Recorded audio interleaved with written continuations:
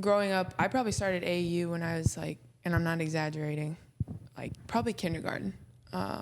Wait, how? But yeah, so I played up like 2 or 3 years. Wow. So it was like they were like second, third graders, and he was my coach. And then, so probably like 5th or 6th grade, he was finally like, okay, like I want you to be coached by somebody else. Okay. And then so I tried out for an AAU team out of Indianapolis, and my coach was actually Damon Bailey, and so he obviously was a legend here. Yeah. And so he was a great coach. What was he like as a coach? Well, first of all, he was amazing. You were young. Yeah, I was young. Yeah. I wouldn't be where I am without him. But he was hard, especially on me, because I knew I could take it. But another, he was a big X and O's guy. I learned a lot from him in that aspect, but I learned more from him for, we were gonna pick up full court, we were gonna defend, we were gonna play hard. And he could live with mistakes if we were going hard. But it was when, I was tired and I didn't give my all, he would rip me in a good way. Of course, yeah. So, no, he was awesome. Welcome back to The Player's Perspective, a podcast hosted by Miller Kopp and powered by Hoosiers Connect. As the official NIL collective of IU Athletics, Hoosiers Connect provides exclusive access to IU student-athletes, offering fans an inside look at their lives both in and out of competition. Tune in weekly to hear stories and perspectives from the incredible athletes that make Hoosier Nation proud. But it was funny because I with Mackenzie yesterday, we did her yesterday, I was like, hey, can you send me Allie's number? So I'm going to call her the night before and, just give her a quick rundown because I did the same with Mackenzie. It just kind of helps. Like, Right, no, yeah. And she said, yeah, but just make sure to call her before 8 a.m. or 8 p.m. Say that. I was like, hey. I was like, is that true? I mean, it's somewhat true. Okay. But, like, it's not as, like, it depends on the time of the year too. Like in the summer, we recently had like workouts we're at 7:30. So like strength and conditioning. No, so strength and conditioning. So we're always, as a staff, we're always at strength and conditioning, especially in the summer. That's what she said. Yeah. So which is cool. When I first got here and I transferred here, I was like, wow, like it seems like a small thing, but like it's a big thing because they show up and. I mean, at that point, we're just there for them. Like, we're not teaching, we're not instructing, we're just, you got this, you keep pushing. Yeah. So, but those mornings, so if the girls work out at 7:30, I typically will work out around 5:15, 5:30. So, like, I'm pretty close to, like, 9:30 on those nights. As you should, if you're getting up. So, if you're working at 5:15, what time does that wake you up?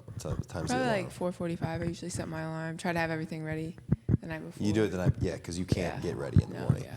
So, and it always helps too. Like Key, which we just hired back on staff, and she played with us. Yeah. She'd been going early too. So like just seeing somebody that early helps. And in the boys team, I mean they had practices. Earlier this summer. So like I would see Gabe or trying to get in before practice. Yeah. So like it's just when there's like nobody there, you're like, oh my gosh. You're like why am I doing this to myself?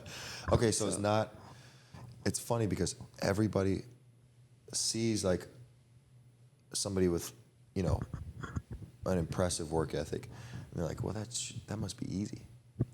And that must be like, if they're doing it all this time, it must seem easy to them, and but it's still hard to get up and. No, yeah, I mean, the biggest thing. So, it's funny because I've always worked hard like my whole life. Yeah. I mean, in high school, I knew I wasn't ever like the most athletic or the best player, but I knew I was gonna work harder than everybody else, and I did that with school. I didn't think I was ever the smartest, but I was going to study harder.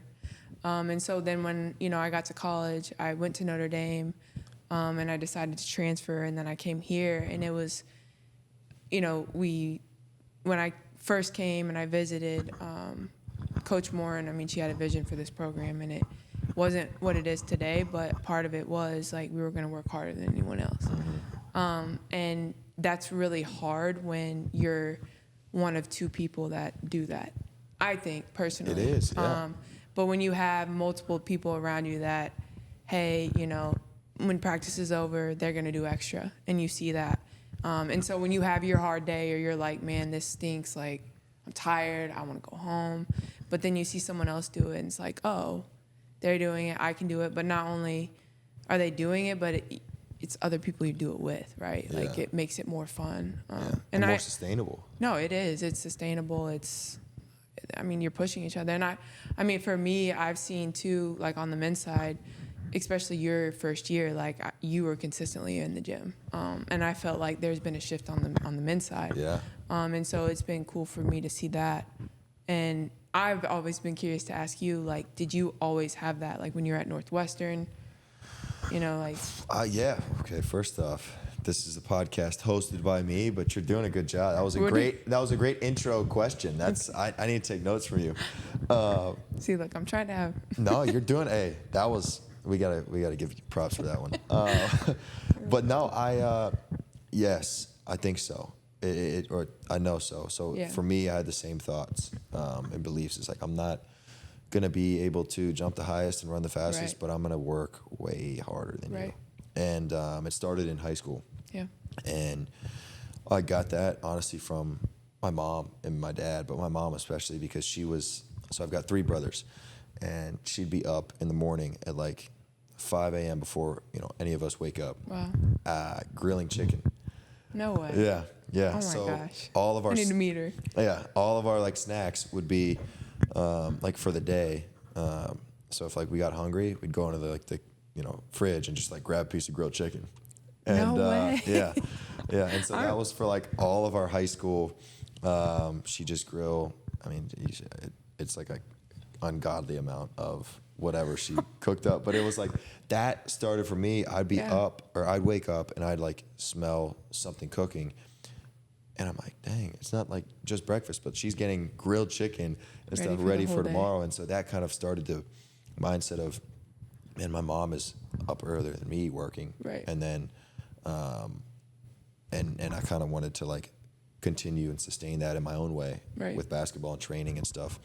And I had early, injuries. And so that was like really hard to deal with, but it kind of teaches you, you had an injury, and it teaches you really the importance of like preparation and work and discipline, especially when things aren't going your way. Right.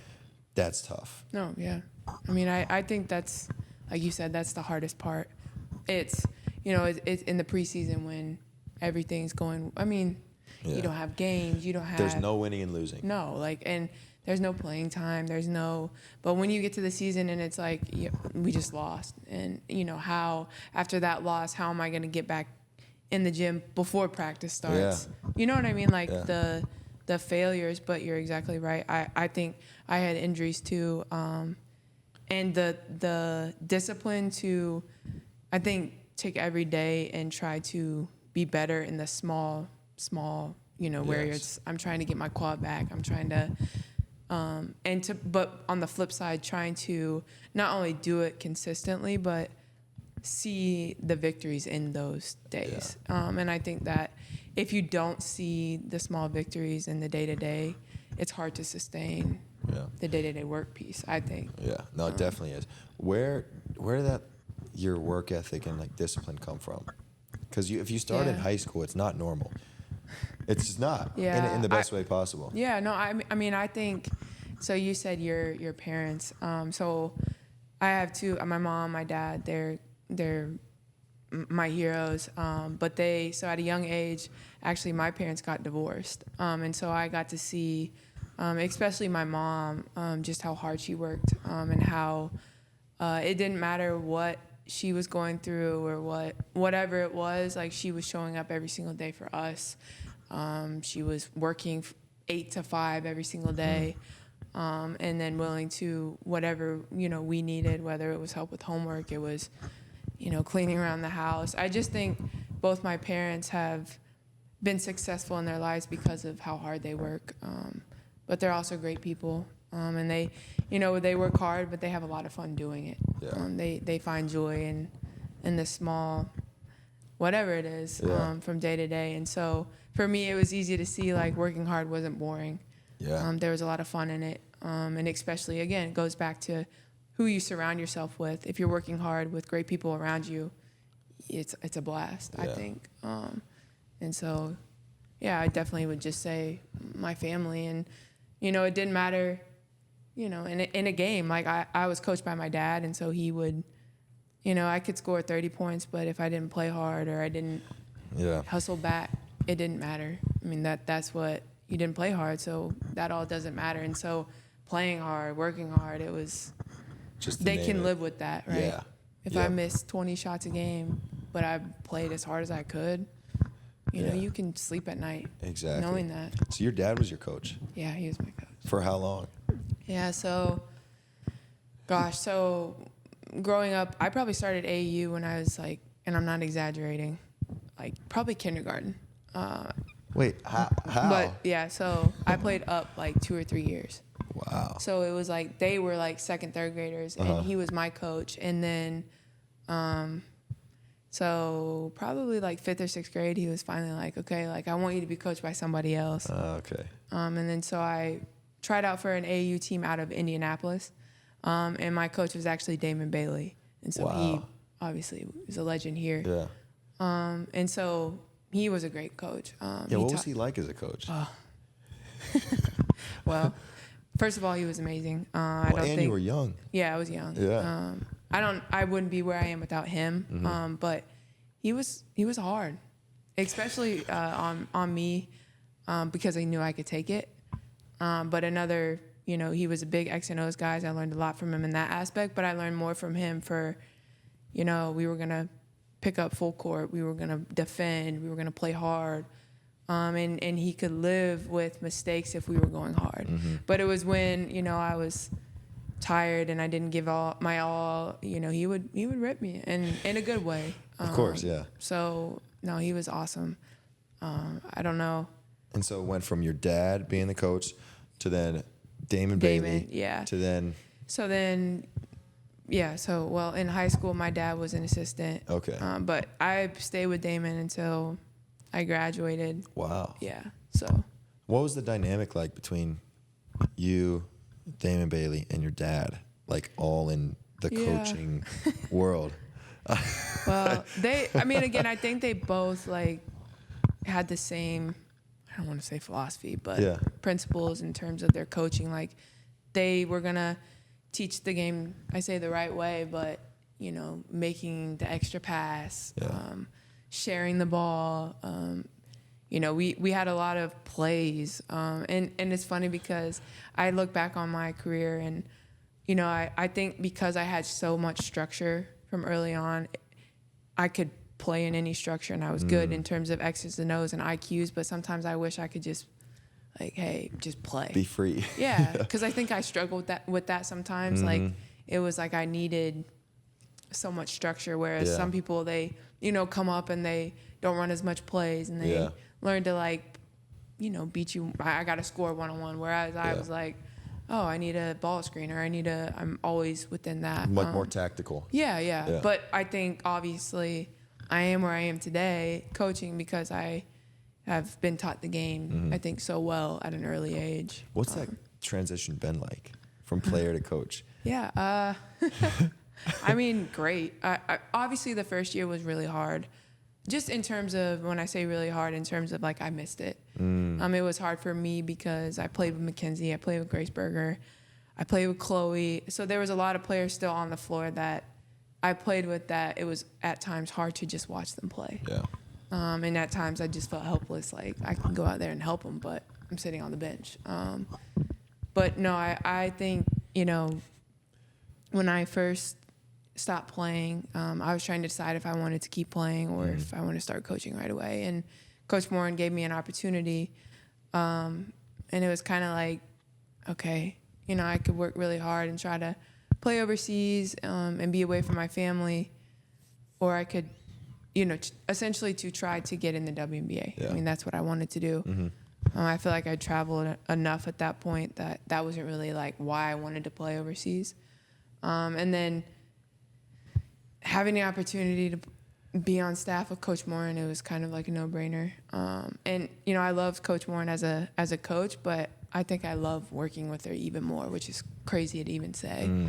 That's cool. So it's been awesome. Yeah. Being a player and your relationship with the coach is one thing, but I think, and I've experienced this with Woody and even past coaches, when you kind of graduate in the metaphorical sense from being a player to now an adult that is kind of on the same level in that world, it's kind of a weird dynamic, but it's really cool. Yeah. Woody has been a great example of, I saw him in Vegas for Summer League because he went out and, watched one of my games and one of Khalil's games. And I saw him at dinner because me and a buddy were going to dinner, and I walked by a table and I see like Woody like lean back in the chair and he goes, "Hey son," and I'm like, "What's up, coach?" And it was just weird because like, and if I was a player and I'm out and it was probably like 11 o'clock, and I'd be like, "Oh, shoot, coach, what's up?" But now I'm like, "Coach, what's going on? Like, good to see you," and all that stuff. So I can imagine now working with her is with Coach Morin is kind of like a trip. Well, I'm curious, what's a like something you learned early on about coaching? Coach Morin? Oh, coach? Coaching, yeah. Oh gosh. That you might not have known as a player. It's hard because I feel like for me, I knew the importance of what a coach was for me, and I want to continue to be in this profession because of the coaches I had here, and how they impacted not my basketball game, but my life. And so for me, like, I see the big picture, and I want to win more than a lot of people, but that's on me.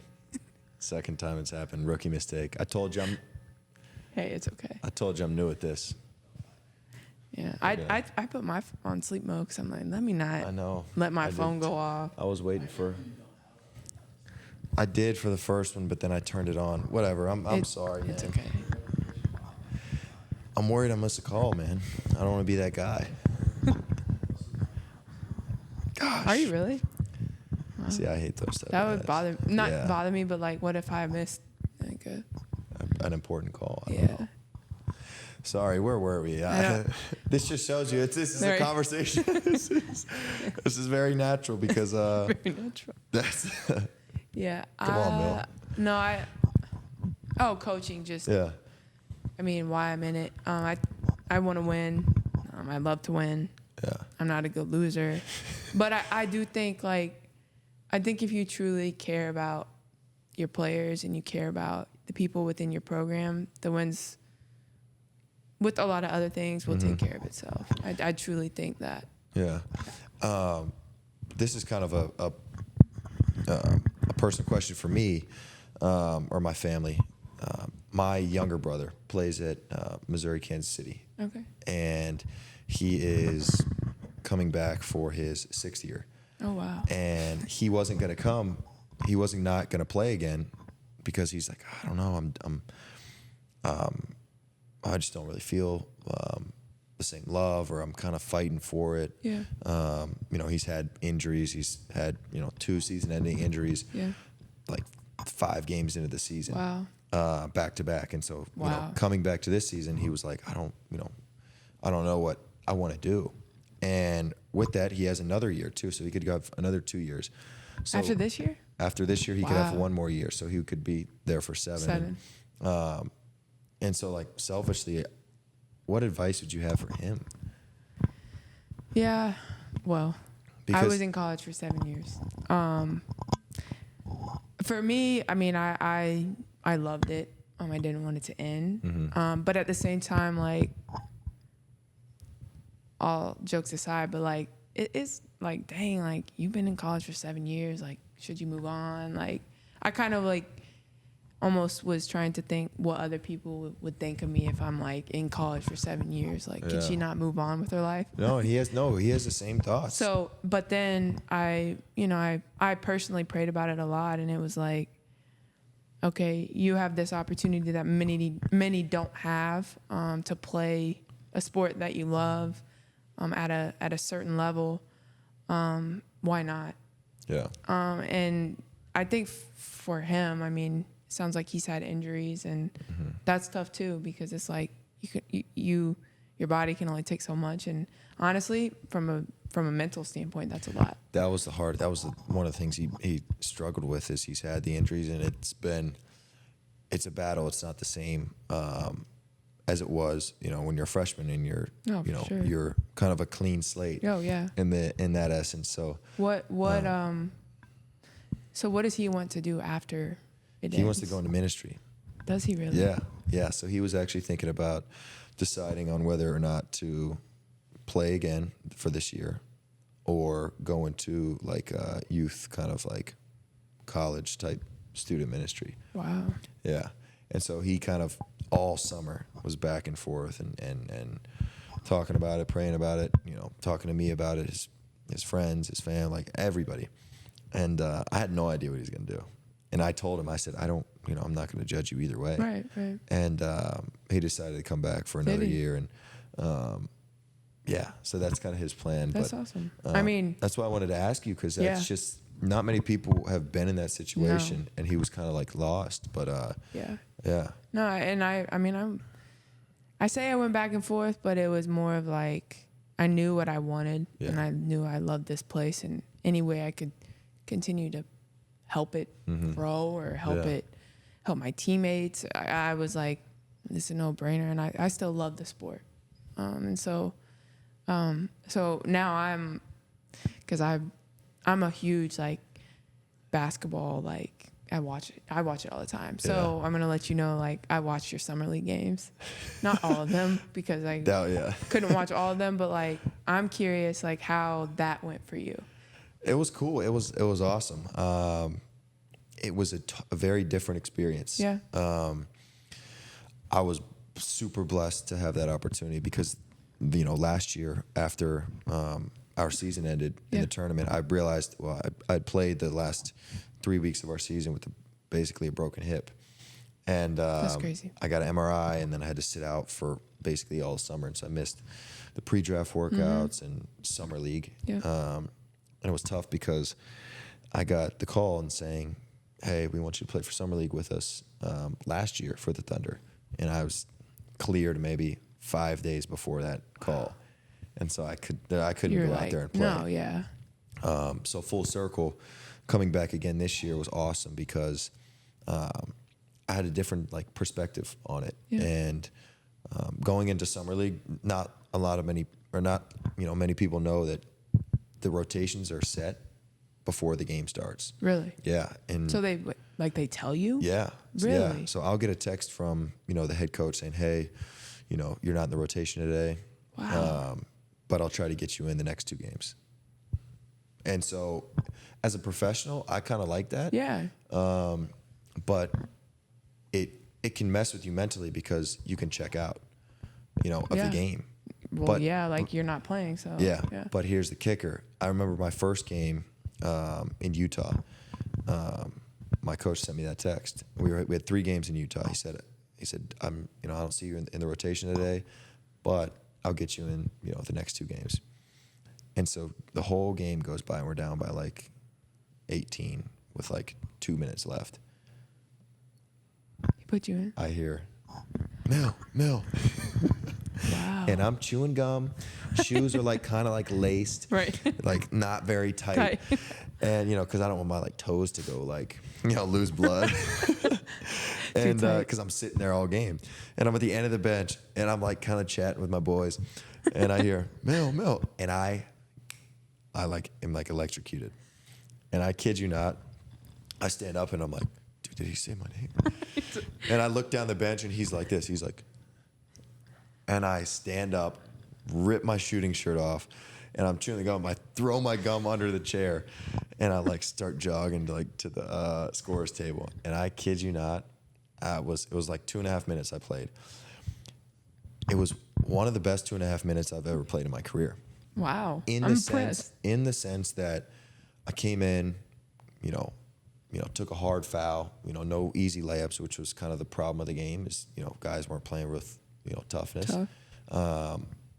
Got an O board, had a little layup, made a 3, a couple rebounds. And so I left that game thinking to myself, okay, like even when I don't think I'm ready, I've prepared enough to be ready, even when I'm chewing gum, chatting with my boys on the end of the bench,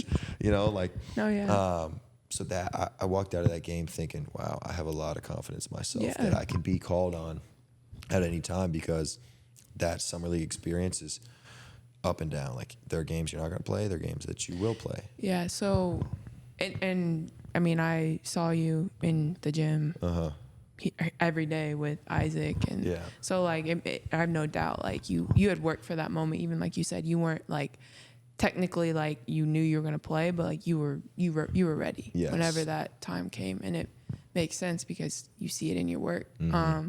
But then my question for you, do they have the rotation set because the like GMs and all, they want like certain lineups, you know what I mean? Yeah. No. Well, because we had like 2 draft picks, and then we had a guy from the Thunder play with us who, they picked maybe 2 years ago. So they want to show those guys and give them minutes and stuff. Right. And so I think it's from the top. Makes sense. Yeah. And so I think, it comes from, hey, this is who we want to see. This should be kind of the rotation. And then throughout the week, you kind of get yourself, you'll get a chance here and there, but it's just, you got to make the most of it. Yeah. And I remember in Vegas, we'd have like a light shoot around, maybe the day of the game. Just gonna ask, like, how are you practicing? We're not practicing. It's a light shoot around, maybe some film or some plays, and then that's it. And then we have all day. Oh, and so me and 2 of the teammates would Uber to like, it was like a $65 Uber. I was like, dude, come on, like this is killing us. This is killing us. But we'd Uber to a gym and shoot and work out. Wow. Just to just stay ready, because there's only X amount of games. You only have X amount of minutes to kind of get ready. And so stay ready. And so it was a really, really cool experience, especially 12 months to leading up to now. In your journey and what you... Yeah. I mean, to be honest, like I would love to go to the NBA Summer League, just to like go from gym to gym and just watch players play. And it's, I mean, like you said, you have to be ready for however many minutes you get. Mm-hmm. And like, you're not only playing for, the team you're with, but like anybody that sees you and they're like, oh, like we have a spot for him in the G League or so I'm like, it's big time for you all, like to be ready for it, to rise to the occasion. It was funny because you say the other teams will sign you. My mom was in the stands and she was like, we saw a guy in front of us Google Miller Kopp. That's great. I was like, Mom, it's probably nothing. Like, don't get my hopes up. Right. That's what I was saying. Like, Mom, don't get my hopes up now. Don't tell me. And in my head, I'm thinking, like, did you look at his shirt? Did you see where he was from? Did you try to see who he was?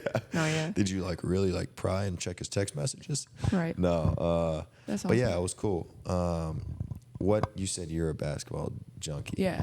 Who do you like watching? Oh, what do you like watching? I mean, college, who, either or? What, open-ended? Oh, gosh. I mean, any basketball. I mean, I watch your TBT. Anything that's on, I'm watching. I have NBA League Pass. So during the season, it gets a little harder because I'm watching a lot of film on other teams who we're playing, all of that. But like, I honestly, the more I've gotten older, the more I like watching the NBA, and because I think they do a lot of great, like I say stuff, but that's general. But why they're running certain actions, they're targeting players, they're I mean, I feel like they're sometimes a step ahead of like our game and what they're running, why they're running it. And so seeing that, I mean, defensively, especially in the playoffs, like the adjustments they make from game to game. I mean, I love college. College basketball is great. What, I guess I'm curious.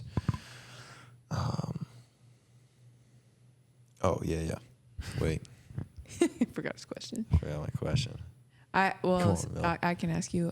So how was TBT? She's good, man. No, I'm like I've been She's really good. because It was I cool. want to It was, know. you know what? It was weird because it was a test. I'd like to say this, another test of how well you can get thrown into the fire and figure it out in terms of being a player and just saying this is who you got and this is who you're with.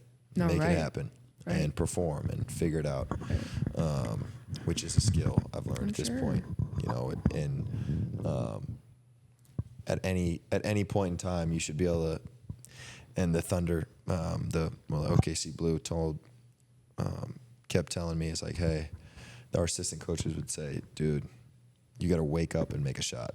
Like your job is to wake up out of bed and like wipe the thing in your eyes and make a shot. I And wish was someone would used to tell me that. And I'm like, golly, yeah, you're right. So I wasn't able to, throughout the season, I wasn't able to,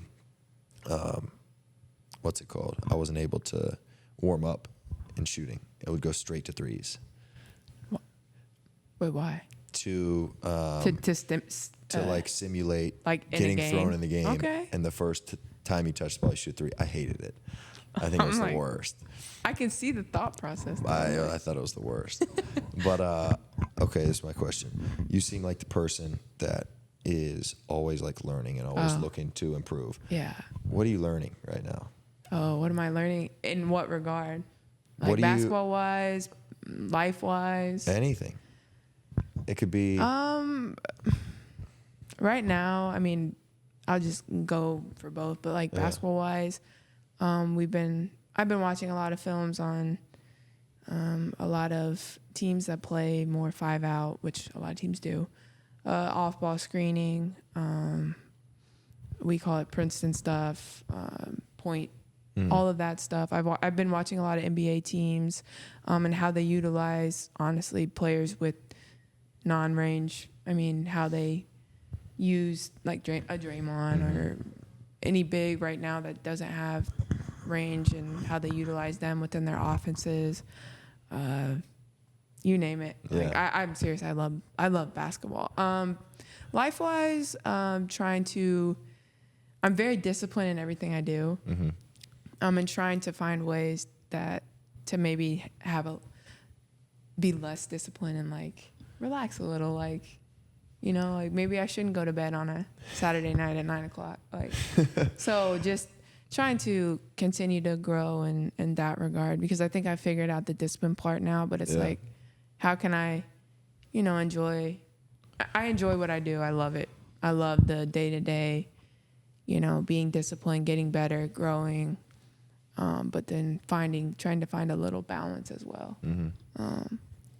That's I don't know. awesome. I read a lot too, so it's when I can listen to podcasts. Yeah. I've just started to get into reading a lot more. What are you reading? The Slight Edge. Who's it by? I forget the name, but I can send you kind of a list I'm on. No, but I love reading. It led me to Isaac. Recommended the book to me, and he said, Of course he did. Yeah, but it's the book that got me to commit to reading 10 pages a day for the rest of my life. Really? Because I'm thinking to myself, I it's like that. 10 pages. You know how That's fast that is, but Yeah. you read 10 pages a day of anything for 10 years. You know how much Knowledge. more articulate, Yep. smarter I like you're that. just going to be. So that was one. Indistractable is another one I just started reading. Just kind of, I have a lot of distractions Yeah. Don't we with all? social media, with people, with, you know, all that stuff. I Right. think it's important to learn some actionable tools to stay focused. But yeah, and then one thing we'll finish up with that I'm curious about. So, and I'll bring up Isaac. I told him we were doing this podcast, and for the people, Isaac Green is on staff with the men's team, and I spent the summer with him training, living with him in his extra bedroom, and he's one of the most just psycho good in a good way, Right. hardworking guys out there. And I said we're doing the pod. he said just please make sure you bring up the fact that we're battling for the first parking spot every day. We are. We really are. And he said, I don't know if she knows that, but he's like, No, in my head, I am. I've been battling him for, 2 years, 3 years, which is crazy, but we never really said it. Yeah, so explain that to people, because I think that'll be hilarious. Yeah, so like, so Cook Hall like has a parking lot, and it's either me or him that's here first thing in the morning. And there's like reserved parking, like there's 3 lanes of reserved parking, and there's one right to usually the one to the left, not pulled through, but it's that parking spot we usually try to be the first one to park in, and if we are, we're the first person in Cook Hall. And so he's been big just because he's a constant learner. He's always trying to be better. And so if his car is here before mine and he drives a red Jeep, sorry, No, if he it's wants there, it to I'm be like, known. shoot, tomorrow I got to get up a little earlier. So I'm so glad that you have acknowledged that. And he said, quote, I could read the text, but he said, quote, humbly speaking, I believe she's the only person who can match my intensity and discipline daily. I appreciate that. So we'll end with that. Ali, this was amazing. I appreciate it. Thank you. At the end of every pod, we just shake and then we tap. That's it. Tap. Yeah, that's it. We hope you loved this episode of Players Perspective. Don't forget to hit the subscribe button so you never miss an episode. Stay connected with Hoosiers Connect on social media for even more exciting content featuring IU student athletes. Until next time, Hoosier Nation.